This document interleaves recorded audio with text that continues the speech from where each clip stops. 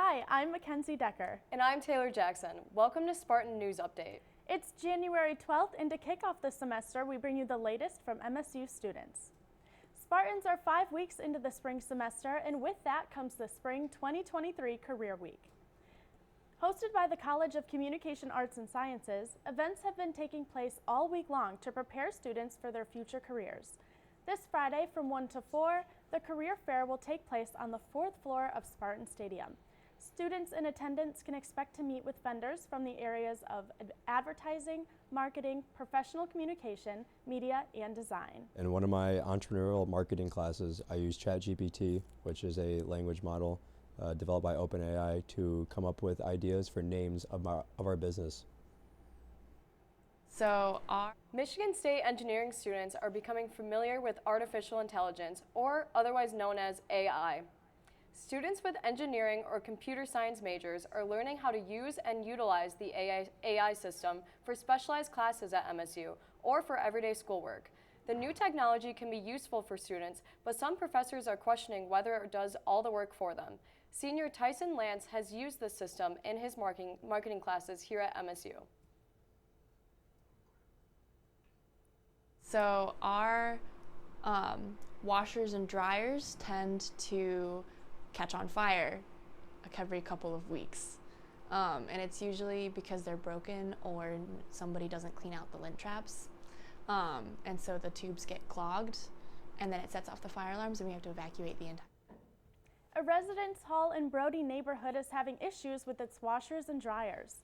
Armstrong Hall, located on the west side of Brody, has had its laundry room catch on fire multiple times this year.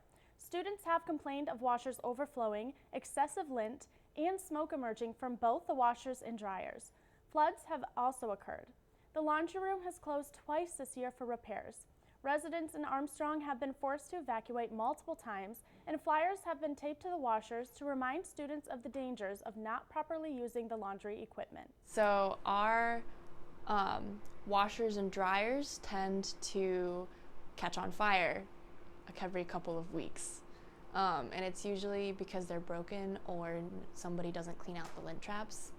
And so the tubes get clogged, and then it sets off the fire alarms, and we have to evacuate the entire building. On Friday, Michigan State's hockey broadcaster hit a historic career mark. Scott Moore has been the MSU hockey play-by-play broadcaster for 26 years and got to call his 1,000th career game against Notre Dame. Moore had a tribute video for his accomplishment during the intermission and also received a complimentary cake. His first broadcast came on October 10, 1997. MSU played Boston University in Madison, Wisconsin. Despite the great feat, Moore admits he didn't think he would last very long in his career. I was worried they weren't going to ask me back for the second weekend. Because I knew I'd get two because it was on the road. They weren't going to send somebody out to do the second game the next night. But I learned.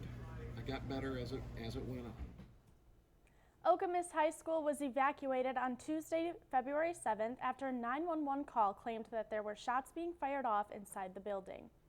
Officers were able to enter the school 6 minutes after the dispatch call was placed. Students took shelter at the football field, where they were later transported to the 242 church.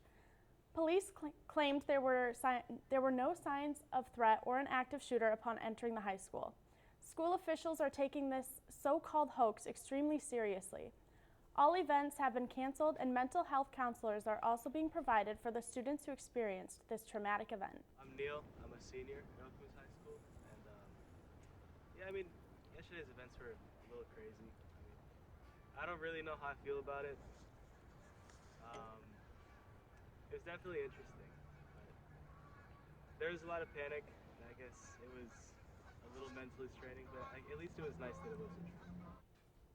Last Sunday, MSU's Black Student Alliance and University's Activities Board held their annual Black Power Empowerment Festival.